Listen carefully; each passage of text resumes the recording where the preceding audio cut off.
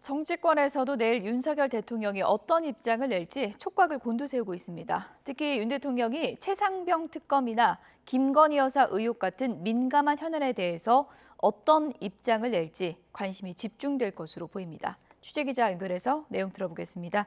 김다영 기자. 네, 국회입니다. 네, 여야가 듣고 싶은 답안이 조금씩 다를 것 같은데요. 정치권에서 어떤 부분에 주목하고 있습니까? 네, 1시간 동안의 자유 질의응답 시간이 예고된 만큼 최상병 특검법이나 김건희 여사 관련 의혹 등 현안이 언급될 거란 전망이 나오는데요. 여당 일각에서는 윤 대통령의 대국민 사과 등과 함께 최상병 특검법 조건부 수용 의사를 밝혀야 한다는 주장도 제기됩니다.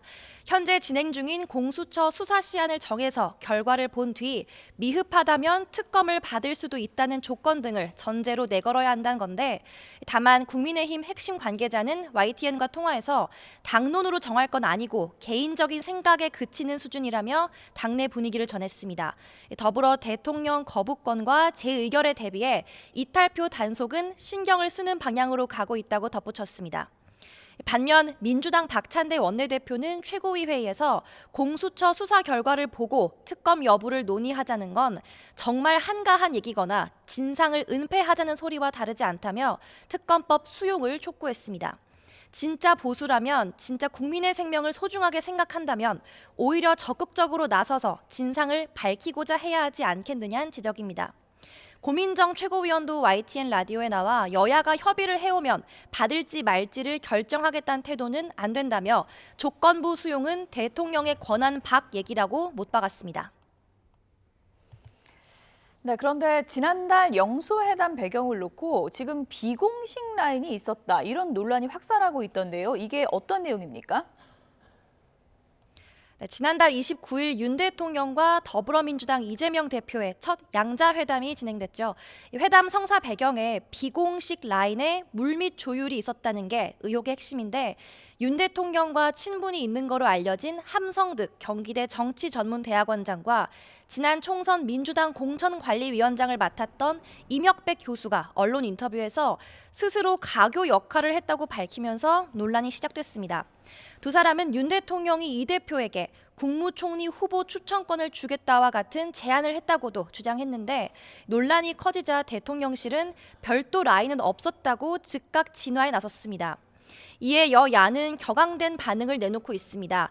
이 대표 측 핵심 관계자는 YTN과의 통화에서 총선 압승 이후 메신저 역할을 했다고 주장하는 사람들이 우후죽순 나오고 있다며 한마디로 오지랖이라고 비판했습니다. 박성준 민주당 원내수석 부대표도 SBS 라디오 인터뷰에서 당에서는 천준호 비서실장이 공식적 라인을 맡았다며 비공식 라인이 없었다고 답했습니다. 뉴스를 보면서 깜짝 놀란 게, 이제 공식 라인, 비공식 라인이 이슈가 있는데 비공식 라인은 계속 숨어 있어야 되는 거 아니에요? 저는 그분이 정말 그러면 대통령의 뜻을 받들어서 뜻을 담아서 얘기를 진정성 있게 했는지도 좀 궁금하더라고요. 국민의힘 핵심 관계자도 YTN과의 통화에서 상식적으로 판단할 일이라며 무슨 의도로 그런 생각을 하고 인터뷰했는지 이해가 안 간다고 밝혔습니다. 이철규 의원도 SBS 라디오 인터뷰에서 일반론적인 얘기는 오갈 수 있겠지만 중요한 직책이 본인에게 맡겨졌다고 착각한 거라 생각한다고 꼬집었습니다.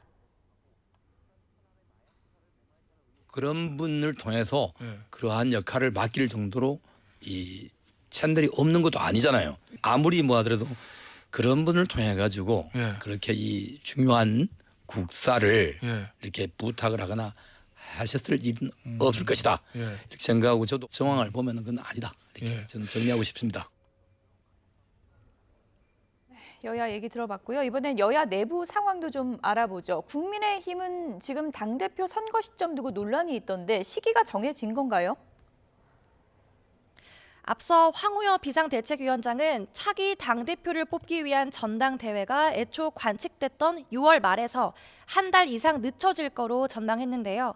8월 전당대회론까지 언급되자 황 위원장은 YTN과 통화에서 민주당도 8월에 전당대회를 하니까 우리 당도 급한 마음을 갖지 말자는 취지라며 이 날짜를 딱 정한 건 아니라고 해명했습니다. 다만 당원 100% 전당대회 룰 문제 등과 맞물려서 다양한 해석들이 나오고 있어 논란이 되고 있습니다.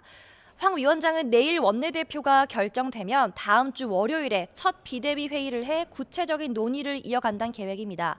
이에 홍준표 대구시장은 SNS에 글을 올려 전당대회 관리위원장에 불과한 이번 비대위원장은 그냥 빨리 전당대회를 열어서 당권을 넘겨주고 나가면 되는데 당대표 행세를 한다며 날을 세웠습니다. 이런 가운데 오늘 원내대표 후보들은 오후 3시 정견 발표회를 통해 22대 국회 당선인들을 대상으로 막판 표심 잡기에 나섭니다. 출사표를 던진 건 4선 이종배 의원과 3선 추경호, 송석준 의원입니다. 3명의 후보는 모두 관료 출신의 친윤 성향으로 분류되면서도 상대적으로 개파색은 옅단 평가를 받고 있는데요. 가장 큰 변수는 의원 비율이 높은 영남권과 함께 44명에 달하는 초선 당선인 표심이 될 거란 관측이 높습니다. 정견에서 드러날 후보 개인의 비전과 역량이 중요하게 고려될 거란 분석도 나옵니다. 민주당에서는 국회의장 누가 될지가 관심인데 후보 등록이 오늘 마감이라고요? 네, 오늘 오후 6시까지 22대 전반기 국회의장 후보 등록이 진행됩니다. 조정식, 우원식, 정성호 의원과 추미애 당선인의 4파전으로 치러질 전망인데요. 박지원 당선인도 출마를 저울질하고 있어 후보가 5명으로 늘어날 가능성이 있는데 박 당선인은 오늘 아침 유튜브 방송에 출연해 아직 결정은 하지 않았다며 가능성을 열어뒀습니다. 지금까지 후보 등록을 마친 건 오선 우원식 의원인데 추미애 당선인과 조정식, 정성호 의원도 오늘 출마를 확정 지을 거로 보입니다. 대통령에 이어 국가의전 서열 2위인 국회의장은 당적을 가질 수 없지만 친명계로 분류되는 후보들은 탈중립 의장을 표방하며 선명성을 내걸고 있습니다. 오는 16일 22대 당선인 총회에서 경선을 통해 국회의장 후보가 최종 선출되는데 1차에서 과반 득표자가 없으면 1, 2위 후보를 상대로 결선 투표가 진행됩니다.